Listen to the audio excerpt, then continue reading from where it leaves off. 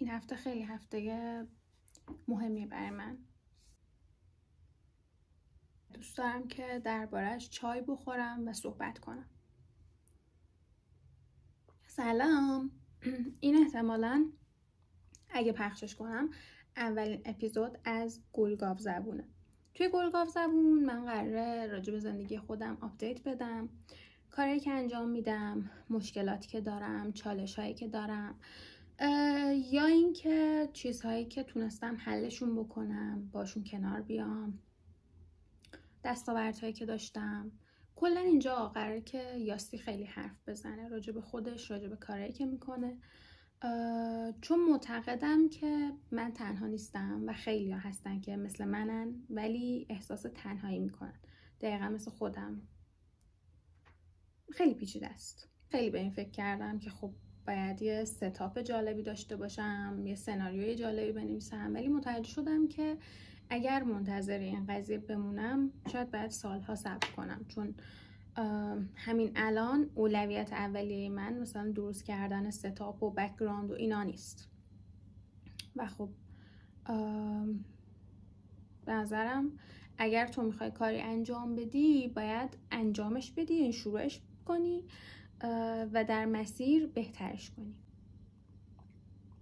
توی این اپیزود میخوام راجع به هفته که پیش رو دارم صحبت کنم و حالی که این مدت داشتم. این هفته چرا میگم هفته مهمیه؟ چون که قرار برم دانشگاه.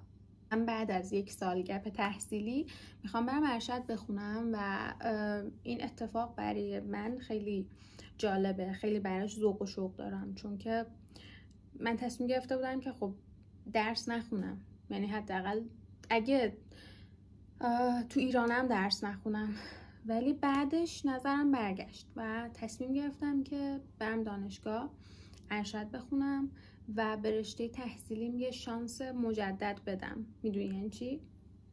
مگس رو دیدین؟ چه مگس گنده و ترسناکیه.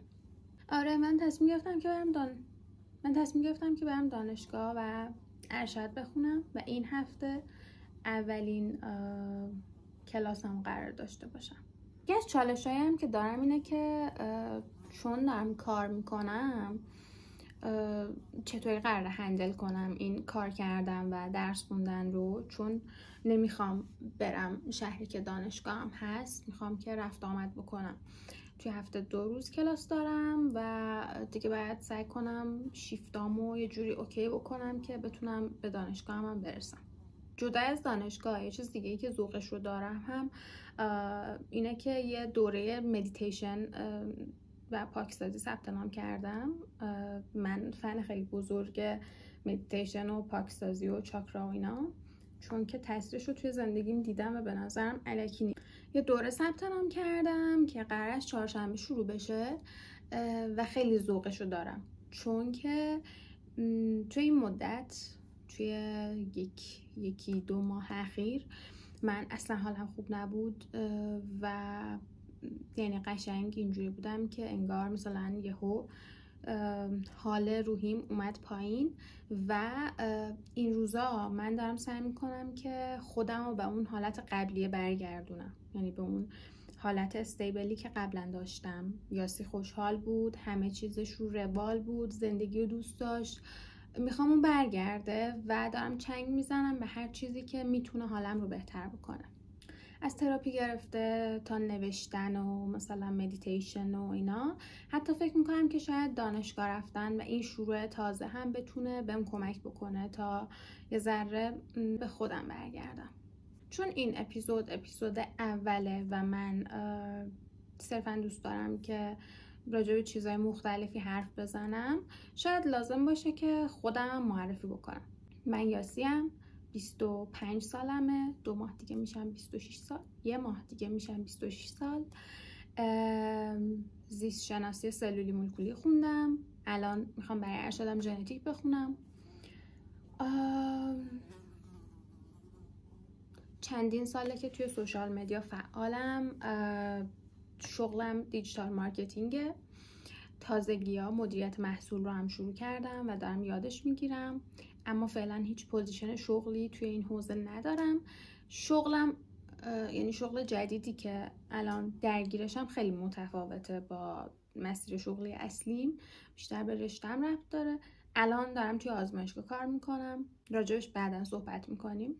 حتی الانم که دارم این اپیزود رو میگیرم دارم به فکر میکنم که باید آپلودش بکنم یا نه، مثلا حرفای من برای کسی جالبه یا نه. حالا که خودم رو معرفی کردم، دوست دارم راجبه این قضیه صحبت کنم که گاهی اوقات تو یه سری اتفاقات برات میفته، یه سری اتفاقات پشت سر هم برات میفته که مثلا تو انتظارشون رو نداشتی. یعنی مثلا همه چیز عالی بود، یه سری اتفاقات به صورت سلسله وار، شاید اتفاقات کوچیکا، مثلا شاید چیزای خیلی کوچولو پشت هم میافتن و تو یهو پرت میشی ته دره مثلا حال بدی و اینا. مثلا نمیخوام اسم افسردگی روش بذارم، ولی یهو سقوط میکنی و یهو دیگه مثلا اون آدم سابق نیستی، یهو دیگه زندگی اونقدر برات دوست داشتنی و جالب نیست و شروع میکنی به نشخوار فکری، به اینکه چرا اینطوری شد، اصلا من این زندگی رو دوست ندارم. و من آدمیم که هر وقت که مثلا حالم بد شده به این فکر کردم که من میتونم حال خودم رو بهتر کنم، من میتونم خودم رو نجات بدم و واقعا هم سعی کردم خودم رو از اون حس بد بیارم بیرون. یعنی هیچ وقت نشده که مثلا من حس بد و حال بدم رو دوست داشته باشم. خیلی هستن که براشون غمگین بودن خیلی راحت تر از خوشحال بودنه، اما برای من اینطوری نیست. برای من غمگین بودن یه عذابه، به خصوص وقتی که احساس میکنم کسی درکم نمیکنه و من تو اون غم تنها. انتظاری ندارم که کسی درکم کنه، ولی توی این مواقع تو حتی گاهی اوقات پیش میاد که کسی رو نداری که باش صحبت کنی. به این خاطر نیستش که دورت خلوته، نه اینطوری نیست. به این خاطره که حس میکنی افرادی که باشون داری صحبت میکنی درکی از اون دردی که تو داری میکشی ندارن و شاید فکر کنن که مثلا این دردی که داری مثلا از روی ناز کردن و لوس شدن و ضعیف بودنه، ولی اینطوری نیست.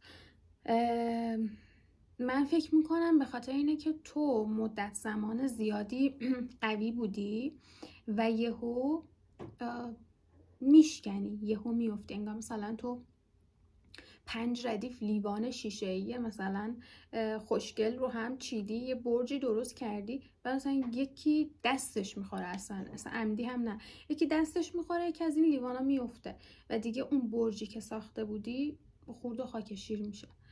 و من فکر میکنم که مدت زمان زیادی قوی بودم و توی یه بازه زمانی اتفاقات خیلی خوبی برام نیفتادن. یعنی مثلا اتفاقات، حوادث بد، چه میدونم، بدشانسی هایی که پشت هم ردیف شدن منو خیلی خسته کردن، منو خیلی فرسوده کردن و باعث شدن که اینجوری بشم که خب برای چی؟ اصلا ارزشش رو نداره زندگی. و میگم چون من آدمیم که از حال بد متنفرم و سعی میکنم همیشه خوشحال باشم، وقتی توی این وضعیت گیر افتادم اینجوری شدم که عجیبه ها، مثلا دیگه دلم نمیخواد اصلا دست و پایی بزنم برای اینکه حالمو بهتر کنم، ولش کن. و این ولش کن برای من خیلی سنگین تر بود. یعنی واقعا بدترین احساسی بود که تجربه کردم. همزمان باید این وضعیت روحیم رو هندل میکردم، همزمان باید به اطرافیانم دلگرمی میدادم، همزمان باید میگفتم که حالم خوبه ولی خوب نبود و افراد خیلی کمی متوجه این شدن که یاسی واقعا خوب نیست، یاسی دیگه مثلا حتی تو اون وضعیتی که میتونست خودشو بهتر بکنه هم نیست، دیگه خیلی بدتره. اما از اونجایی که انسان همیشه تنهاست، در نهایت تو باید خودت رو مداوا بکنی، تو خودت باید بخوای و بری دنبال بهتر کردن حال خودت. به خاطر همین تصمیم گرفتم که شروع کنم به اینکه باشه یاسی، من میدونم، درک میکنم، خیلی اذیت شدی، خیلی مثلا دلت شکسته، خیلی ناراحت شدی، اصلا تو بدبخت ترین آدم دنیا، یعنی تنها ترین آدم دنیا، چه میدونم دل شکسته ترین آدم دنیا، ولی باشه بیا کم کم با هم دیگه قدم بزنیم، بیا کم کم با هم صحبت کنیم، بیا با هم دیگه آشتی بکنیم و برگردیم به اون حال خوب سابق. راستش من نمیدونم اصلا موفق بشم نشم، یا تلاشی که میکنم بتونه حال من رو به صورت دائمی بهتر بکنه یا نه، ولی چیزی که تو سرمه اینه که من خسته شدم از اینکه حالم بد باشه و میخوام که امروز که دارم میرم بیرون با دید بهتری اطرافمو نگاه کنم، بیشتر سعی کنم خودم رو دوست داشته باشم و بیشتر سعی کنم با خودم ارتباط بگیرم. امیدوارم که موفق بشم. توی گلگاف زبون قراره که راجع به این مسائل صحبت کنیم، راجع به کارهایی که داریم انجام میدیم، البته کارهایی که من دارم انجام میدم برای اینکه حال خودم رو بهتر بکنم، تبدیل به ورژن بهتری از خودم بشم و امیدوارم که جسارت این رو داشته باشم که این رو با بقیه هم شیر بکنم و خودم رو بابتش سرزنش نکنم. خیلی فکر میکنم طولانی شد و خیلی حرف زدم، ولی خیلی لذت بردم از صحبت کردن و الان خیلی احساس میکنم که خالی شدم و حالم بهتره. مرسی ازتون اگه تا اینجا گوش کردید. منو میتونید توی اینستاگرام، تیک تاک و یوتیوب پیدا کنید، فالوم کنید، سابسکرایبم کنید.